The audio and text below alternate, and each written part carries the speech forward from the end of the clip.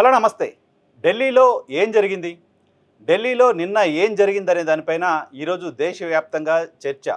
దేశవ్యాప్తంగా మీడియాలో కథనాలు. గడిచిన 25 రోజులుగా ఢిల్లీ వేదికగా కాక్రోచ్ జనతా పార్టీ ఆందోళన చేస్తున్నప్పటికీ పట్టించుకొని ప్రధానమైన మీడియాకి నిన్న కవర్ చేయక తప్పని పరిస్థితి ఏర్పడింది. ఏం జరిగింది ఢిల్లీలో?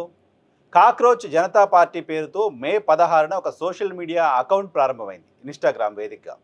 ఇన్స్టాగ్రామ్లో ప్రారంభమైన ఈ అకౌంట్కి విపరీతమైన ఫాలోయింగ్ వచ్చింది. ఏ స్థాయి ఫాలోయింగ్ అంటే జాతీయ పార్టీలుగా ఉన్న భారతీయ జనతా పార్టీ, కాంగ్రెస్ పార్టీ, ఇతర పార్టీలకు మొత్తం ఫాలోవర్స్ ఎంతమంది ఉన్నారో వాటన్నిటికంటే ఎక్కువ ఫాలోవర్స్ కాక్రోచ్ జనతా పార్టీ కేవలం వారం 10 రోజుల్లోనే వచ్చింది.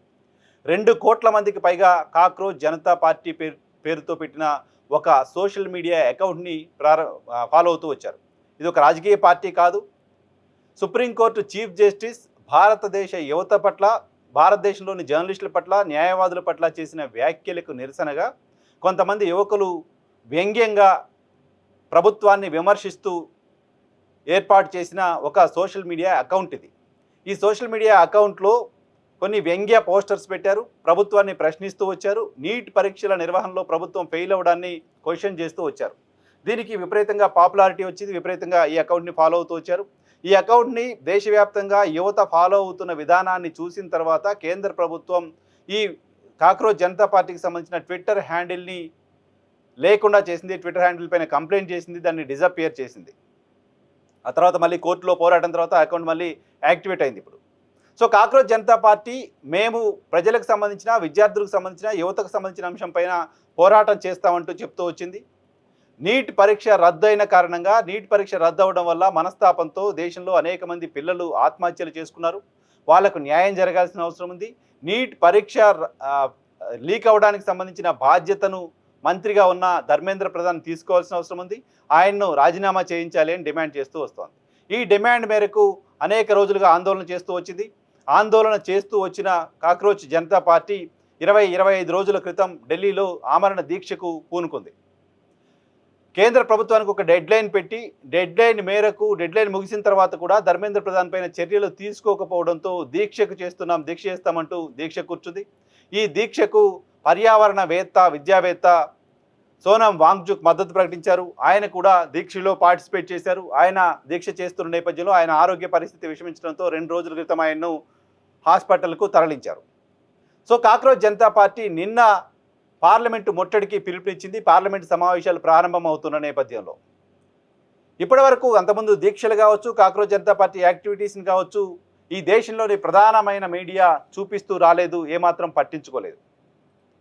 అసలు ప్రయారిటీ ఇవ్వాల్సిన అవసరమే లేదు అనుకుంది. కానీ నిన్న ఉదయం 10 గంటల తరువాత ఈ దేశంలో యువతంతా, ప్రజలంతా, పార్టీలంతా, దేశ ప్రజలంతా ఫుట్బాల్ ఫైనల్ మ్యాచ్ని ఏ తరహాలో చూశారో అదే తరహాలో ఢిల్లీలో ఏం జరుగుతుందో తెలుసుకునే ప్రయత్నం చేశారు. ఢిల్లీలో అన్ని వీధులు కాక్రోచ్ జనతా పార్టీకి సంబంధించిన సానుభూతి పరులతో నిండిపోయాయి. కాక్రోచ్ జనతా పార్టీకి సంబంధించిన ఎజెండాని చేతిలో పట్టుకొని పార్లమెంటు వైపు నడవడం ప్రారంభించాయి. పార్లమెంటు చరిత్రలో ఇటీవల కాలంలో గడిచిన 2-3 దశాబ్దాలుగా అబ్జర్వ్ చేస్తే పార్లమెంటు ముట్టడికి ఏ రాజకీయ పార్టీ పిలుపునిచ్చినప్పటికీ ఈ స్థాయిలో పార్లమెంటు ముట్టడి జరగడం అనేది మీడియా ఎక్స్పీరియన్స్ చేయలేదు. అంతకుముందు ఏం జరిగిందో తెలియదు, కానీ గడిచిన 2 దశాబ్దాలుగా నేను గమనించిన మేరకు ఈ స్థాయిలో పార్లమెంటు ముట్టడి సక్సెస్ అయిన సందర్భమే లేదు. రాజకీయ పార్టీలు పిలుపునిస్తాయి, జంతర్ మంతర్లో కూర్చుంటాయి, అక్కడి నుంచి పార్లమెంట్కి పోతామని బయలుదేరుతాయి, ఆ తర్వాత వాళ్ళని అక్కడే అరెస్ట్ చేస్తారు. ఇది జరుగుతున్న తంతు చాలా కాలంగా, చాలా సంవత్సరాలుగా. కానీ ప్రభుత్వానికి తెలియకుండా, ఇంటెలిజెన్స్కి తెలియకుండా, అక్కడ మిలిటరీ ఫోర్స్ తరహా సెక్యూరిటీని ఏర్పాటు చేసినప్పటికీ వాళ్ళకి తెలియకుండా పార్లమెంటుని చుట్టుముట్టారు కాక్రోచ్ జనతా పార్టీకి సంబంధించిన కార్యకర్తలు.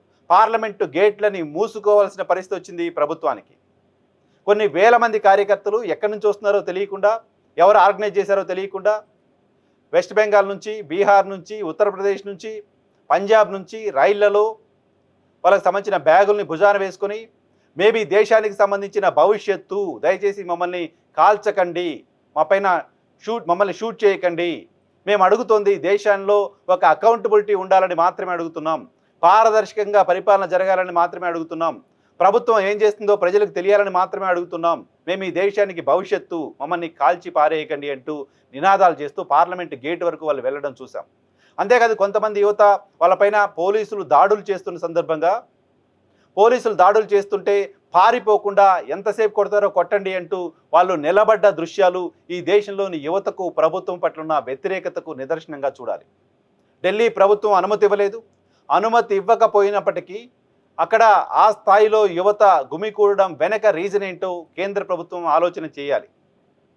ఓ రాజకీయ పార్టీ వాళ్ళ వెనకుందనో, ఇంకెవరో చేయిస్తున్నారనో, పాకిస్తాన్ ఉందనో ఇటువంటి నేరేషన్స్ ఇప్పటికే చాలా ఇచ్చారు. ఆ నేరేషన్స్ ఏవి దేశ ప్రజలు నమ్మట్లేదు. ఎందుకంటే తమ వెనక ఎవరున్నారో తమకు తెలుసు.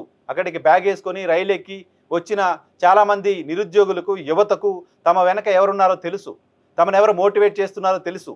తమ వెనకున్నది పాకిస్తానో ఇతర రాజకీయ పార్టీలో కాదు, తమ వెనకున్నది తమ సమస్య మాత్రమేననే విషయం వాళ్ళకి తెలుసు. అందుకోసమే భారతీయ జనతా పార్టీ కావచ్చు, కేంద్ర ప్రభుత్వాలు కావచ్చు చేస్తున్న నేరేషన్ని వాళ్ళెవరూ నమ్మే పరిస్థితిలో లేరు. కాబట్టి ఇప్పటికైనా కేంద్ర ప్రభుత్వం తాము మోసం చేసుకోకుండా ఈ దేశ యువతలో ఈ స్థాయి అన్రెస్ట్ రావడానికి కారణం ఏంటో ఆలోచన చేయాలి. సోషల్ మీడియా వేదికగా కాక్రోచ్ జనతా పార్టీ పైన, పార్టీకి మద్దతిస్తున్న వాళ్ళపైన క్యారెక్టర్ అసాసినేషన్ చేయడం మానేసి ఈ దేశానికి సంబంధించిన యువత సమస్య ఏంటో తెలుసుకునే ప్రయత్నం చేయాలి. చేసింది, ఆ స్థాయిలో భయపడింది కేంద్ర ప్రభుత్వం. కాక్రోచ్ జనతా పార్టీ ఇచ్చిన పిలుపును అందుకుని దేశవ్యాప్తంగా అనేక మంది యువత ఢిల్లీ బాట పట్టారని, ఢిల్లీ వీధులన్నీ కాక్రోచ్ జనతా పార్టీకి సంబంధించిన ఐడియాలజీతో నిండిపోయాయని, పార్లమెంటు చుట్టూ కాక్రోచ్ జనతా పార్టీ కార్యకర్తలు మోహరించారని, పార్లమెంటు పైన దండయాత్ర చేస్తున్నారనే విషయాన్ని ఉదయం 10 గంటల తర్వాత గమనించిన కేంద్ర ప్రభుత్వం మంత్రి నడ్డాకు బాధ్యతలు అప్పగించింది కాక్రోచ్ జనతా పార్టీతో చర్చించమని. ఇది అనూహ్యం. ఒక సోషల్ మీడియా వేదిక 2 నెలల క్రితం ప్రారంభమైతే ఆ వేదికకు మద్దతు ఈ స్థాయిలో వస్తే నేరుగా కేంద్ర ప్రభుత్వం ఆ వేదికకు సంబంధించిన ప్రతినిధులను పిలిచి చర్చించడం అనేది అనూహ్యం. చాలా రాజకీయ పార్టీలు రోజుల తరబడి ధర్నాలు, ఆందోళన చేసిన వాళ్ళని పిలిచి ప్రభుత్వాలు చర్చించిన సందర్భాలు చాలా తక్కువగా మనం చూస్తున్నాం. అటువంటి పరిస్థితుల్లో కాక్రోచ్ జనతా పార్టీ ప్రతినిధుల్ని ఉదయం 11:30కు పిలిచి కేంద్ర ప్రభుత్వం చర్చించడం, మీ డిమాండ్లు ఏంటి అని అడగడం ఈ దేశంలో యువత ఆకాంక్షలను అడ్రస్ చేయక తప్పని పరిస్థితి కేంద్ర ప్రభుత్వానికి వచ్చింది అనే దానికి ఒక నిదర్శనంగా చూడాలి. కాక్రోచ్ జనతా పార్టీ కేంద్ర ప్రభుత్వం ముందు 3 ప్రధానమైన డిమాండ్లను పెట్టింది. సోనం వాంగ్చుక్ని తక్షణం విడుదల చేయాలని, నీట్ పరీక్షలు రద్దయిన కారణంగా ఆత్మహత్యలు చేసుకున్న విద్యార్థుల కుటుంబాలకు ₹1 కోటి పరిహారం అందించాలని, కేంద్ర విద్యాశాఖ మంత్రి ధర్మేంద్ర ప్రధాన్ని రాజీనామా చేయించాలని 3 ప్రధానమైన డిమాండ్లని కాక్రోచ్ జనతా పార్టీ కేంద్ర ప్రభుత్వం ముందు ఉంచింది. నడ్డాకు ఇదే విషయాన్ని తెలిపింది. కేంద్ర ప్రభుత్వం నిర్ణయం తీసుకోవాల్సి ఉంది. ఇప్పటివరకు ఆషామాషిగా తీసుకున్నారు ఈ అంశాన్ని, ఇకపైన ఆషామాషిగా తీసుకోలేరు. ఎందుకంటే దేశ యువతలో ఉన్న వ్యతిరేకత కేంద్ర ప్రభుత్వానికి అర్థమైందనే విషయం తెలుస్తోంది. సోషల్ మీడియా పట్ల చాలా తక్కువ భావంతో ఉన్నవాళ్ళు, సోషల్ మీడియా యాంటీ సోషల్ మీడియాగా మారిపోయింది అంటూ ఫ్యాషన్ డైలాగులు చెప్తున్న పెద్ద పెద్ద నాయకులు సోషల్ మీడియా పవర్ ఏంటో నిన్న ఢిల్లీ వేదికగా చూశారు. సోషల్ మీడియా ఈ దేశ ప్రజల ఆకాంక్షలకు ప్రతిరూపంగా ఉంది. ఈ దేశ ప్రజల ఆకాంక్షలను ప్రతిబింబిస్తోంది. ఈ దేశ ప్రజల ఆకాంక్షలకు ప్రతిరూపమే నిన్నటి నిరసన, నిన్నటి ఆందోళన అనే విషయం కూడా కేంద్ర ప్రభుత్వానికి, దేశ ప్రజలకు కూడా తెలిసి వచ్చింది. సో నిన్న ఢిల్లీలో జరిగింది కేంద్ర ప్రభుత్వం పైన వ్యతిరేకతకు ఒక ఎగ్జాంపుల్ లాంటి నిరసన. నిన్న ఢిల్లీలో జరిగింది కేంద్ర ప్రభుత్వం అకౌంటబిలిటీ లేకపోతే ఏం జరుగుతుంది అనే దానికి సంబంధించిన ఒక ఉదాహరణ.